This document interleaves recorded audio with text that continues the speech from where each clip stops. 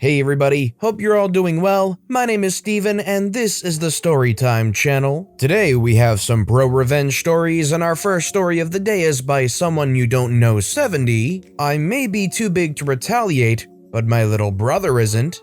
Before launching into my petty revenge story, let me just say that I'm not particularly proud of the circumstances or the outcome regarding this revenge, but I'm somewhat impressed by how devious and vindictive my 9-year-old self was. Please forgive the long background story, but I hope that it adequately explains the situation that led me to resort to such drastic measures. My family moved to the United States from Mexico when I was 4, and we moved up to Michigan when I was 7. My mom managed to antagonize the local bully when she caught him bullying one of my sisters, and since he couldn't retaliate directly, he took his frustrations out on me. My thick Mexican accent wasn't doing me any favors either, and I was beat up a lot. Since I was the oldest kid, my mom liberally incorporated corporal punishment into my education. With so many role models, it's no wonder that my 2 sisters got in on the game too.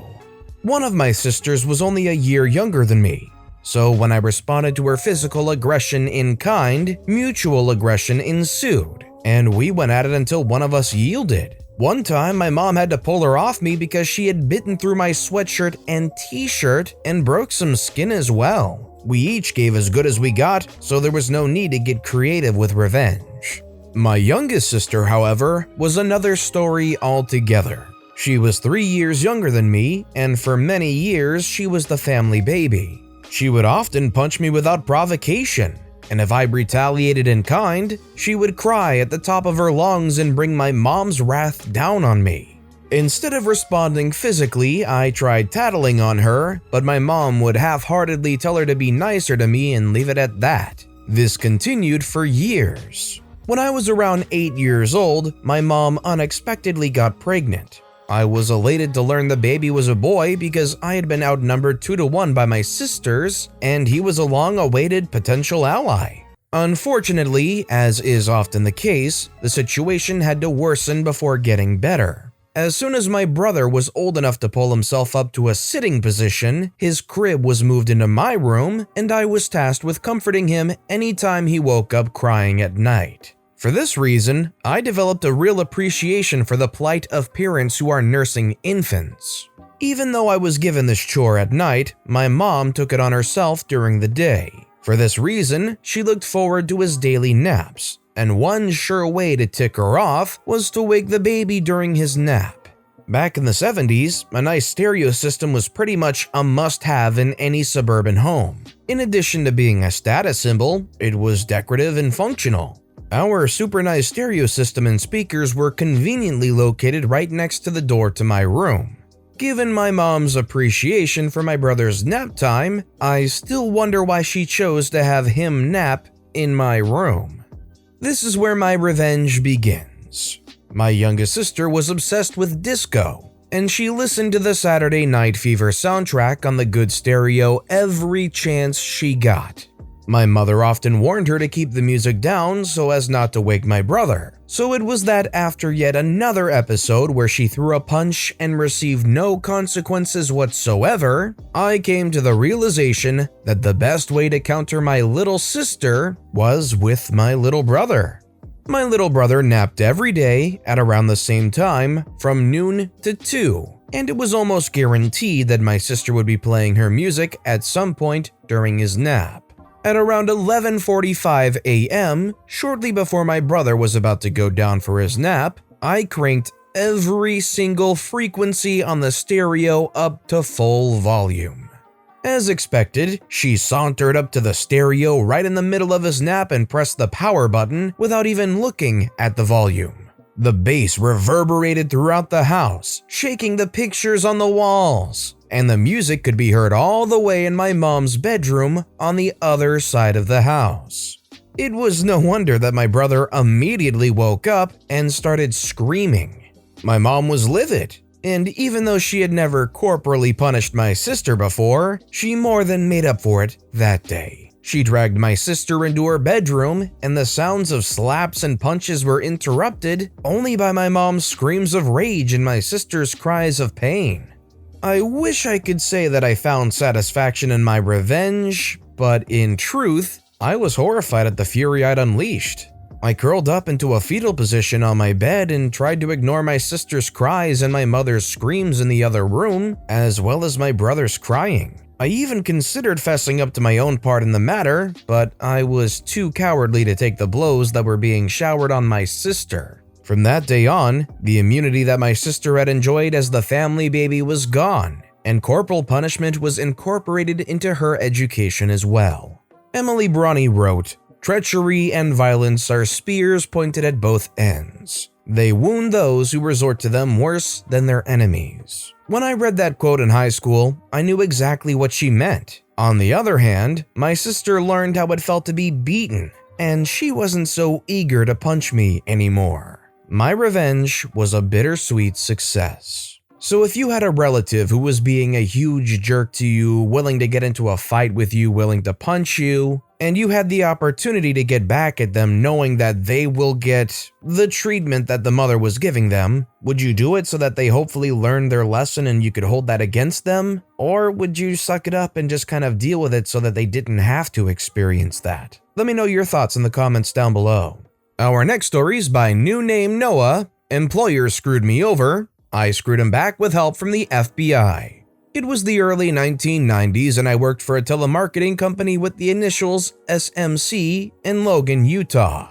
I was employed for 2 full days when I came to the conclusion that we were just scamming old people out of their money using grossly unethical methods. I quit after my second day of work, and when I received my paycheck, I noticed that I was paid minimum wage instead of the $10 per hour I was promised when they hired me. So I went back to complain.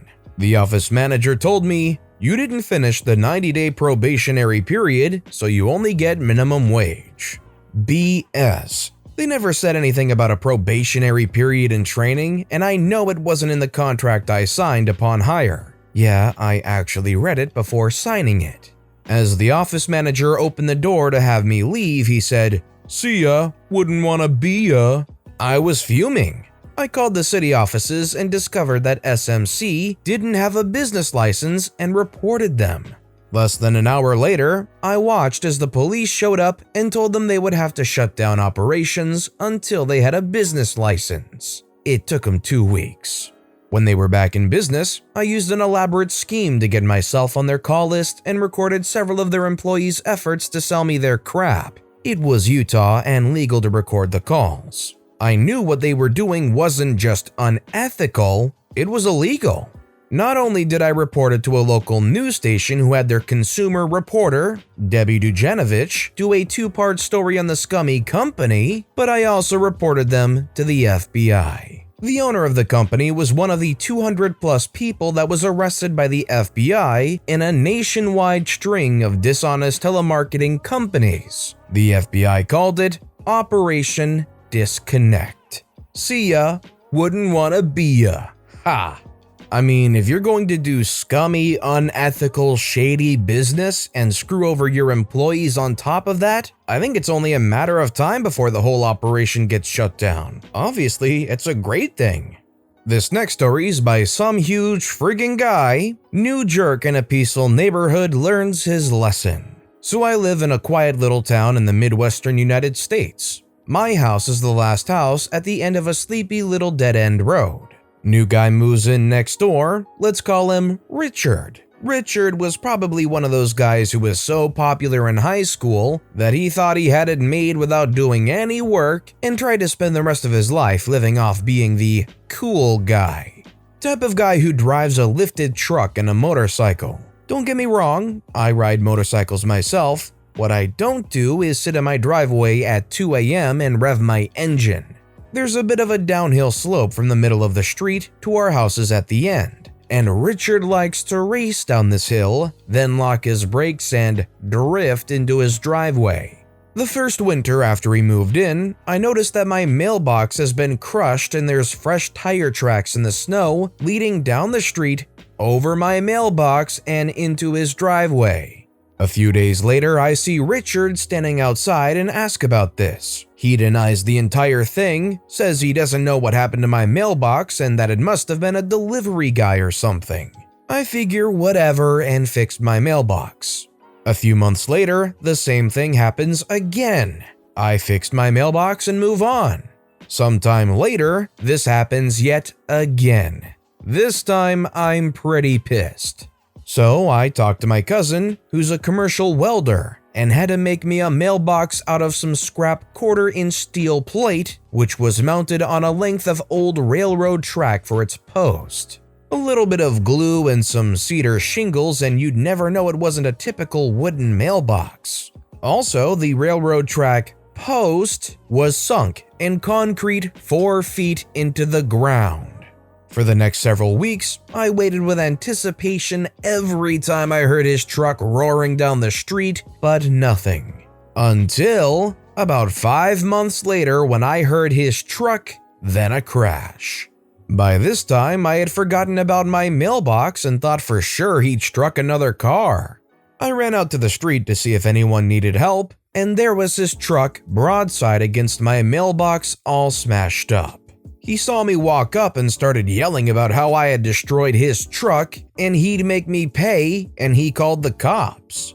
A cop showed up to take his report, and Richard pointed out how my mailbox had been specifically designed to destroy his truck. I gotta admit, I got nervous at this point. The cop looked around at the truck and the construction of the mailbox, then turned back to us and asked me if I'd had trouble with my mailbox before. I explained how it has been smashed several times in the past year. The cop then said, "It's pretty clear what happened here. This is an obvious case of wanton destruction of property."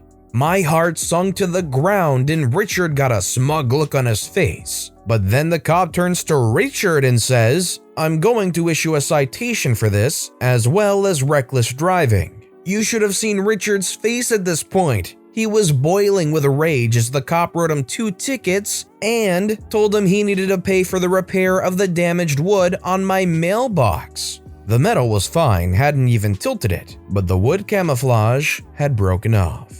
Of all the time spent reading these stories, I've read a few stories that work exactly like this one does, but I gotta admit, it never gets tiring hearing about these jerks totally wreck their vehicles that they adore oh so much and use at just ridiculous hours and whatnot because they can't help but hit your mailbox. I've even learned that in a lot of places, having mailboxes like that isn't legal, which frankly is a great shame considering some people have real issues with that. It's very satisfying that OP did get away with it.